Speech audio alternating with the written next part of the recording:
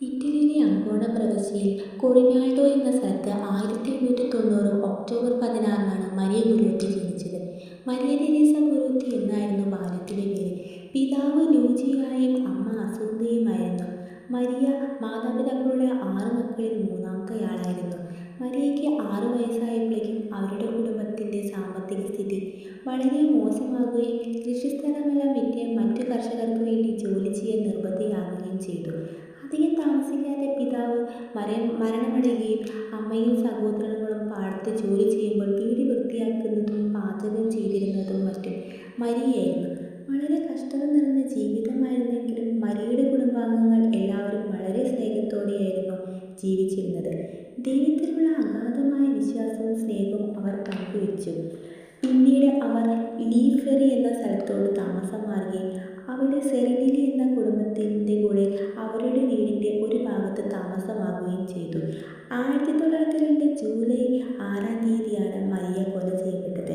വീട്ടിൽ ഒറ്റയ്ക്കായി വസ്ത്രങ്ങൾ തുന്നിക്കൊണ്ടിരുന്ന മരിയയെ സെറിനിലി കുടുംബത്തിലെ അലസാൻഡ്രോ തൻ്റെ ഈഗിതത്തിന് വഴങ്ങാൻ നിർബന്ധിക്കുകയും അല്ലാത്തപക്ഷം കൊന്നുകളയുമെന്ന് ഭീഷണിപ്പെടുത്തുകയും ചെയ്തു. അവളെ മകനപകർത്താൻ ഒരുങ്ങുകയായിരുന്നു. എന്നാൽ മരിയ അയാൾ ചെയ്യാൻ പോകുന്നത് മരണകരമായ പാപമാണെന്നും നരകത്തിൽ പോകുമെന്നും പറഞ്ഞ് അയാളെ പിന്തിരിക്കാൻ ശ്രമിച്ചു. ഒടുവിൽ കീഴ്പ്പെടുന്നതിനേക്കാൾ മരിക്കാൻ താൻ ആഗ്രഹിക്കുന്നുവെന്ന് മരിയ പറഞ്ഞപ്പോൾ അയാൾ മരിയയെ 11 തവണ കടാറ് കൊണ്ട് കുത്തി. ഓടി രക്ഷപ്പെടാൻ ശ്രമിച്ച മരിയയെ വീണ്ടും 3 തവണ കൂടി അലക്സാൻഡ്രോ കുത്തി. ആ സമയത്ത് വീട്ടിൽ ഉറങ്ങിക്കിടക്കുകയായിരുന്ന മരിയയുടെ അനിയത്തി തെരേസ ബഹളം കേട്ട് ഉണർന്ന് നിലവിളിച്ചു. അത് കേട്ട് ഓടിയെത്തിയ അലക്സാൻഡ്രോയുടെ പിതാവും മരിയയുടെ അമ്മയും ചേർന്ന് രക്തം വാർന്നു കിടക്കുകയായിരുന്ന മരിയയെ സമീപത്തുള്ള ആശുപത്രിയിൽ എത്തിച്ചു. അവിടെ അവളെ അനസ്തേഷ്യ നൽകാതെ ശസ്ത്രക്രിയയ്ക്ക് വിധേയമാക്കി. എന്നാൽ പരിക്കുകൾ ഡോക്ടർമാർക്ക് ചികിത്സിക്കാൻ കഴിയുന്നതിനും അപ്പുറമായിരുന്നു. ശസ്ത്രക്രിയയ്ക്കിടയിൽ അവൾക്ക് ബോധം തിരിച്ചു വന്നു. അപ്പോൾ ആശുപത്രിയിലെ ഫാർമസിസ്റ്റ് അവളോട് പറഞ്ഞു, മരിയ, നീ പറുദീസയിലായിരിക്കുമ്പോൾ എന്നെയും ഓർക്കുക. അപ്പോൾ മരിയ അദ്ദേഹത്തോട് പറഞ്ഞു, ആദ്യം ആരെത്തുമെന്ന് ആർക്കറിയാം. അപ്പോൾ അദ്ദേഹം മറുപടി പറഞ്ഞു, അത് നീ തന്നെയായിരിക്കും. അദ്ദേഹത്തോട് മരിയ പ്രതിവചിച്ചു, എന്നാൽ തീർച്ചയായും ഞാൻ നിങ്ങളെ സ്മരിക്കും. സംഭവം നടന്ന് 20 മണിക്കൂർ കഴിഞ്ഞപ്പോഴേക്കും മരിയ ഈ ലോകത്തോട് വിട പറഞ്ഞു. മരിക്കുന്നതിന് മുമ്പ് അവൾ അലക്സാൻഡ്രോയ്ക്ക് മാപ്പ് കൊടുത്തു. അയാളെ തനിക്ക് സ്വർഗത്തിൽ വെച്ച് കാണാമെന്നും പറയുകയും ചെയ്തു. 1947 ഏപ്രിൽ 27 മരിയയെ 12-ാം പിയൂസ് മാർപ്പാപ്പ വാഴ്ത്തപ്പെട്ടവളായി പ്രഖ്യാപിച്ചു.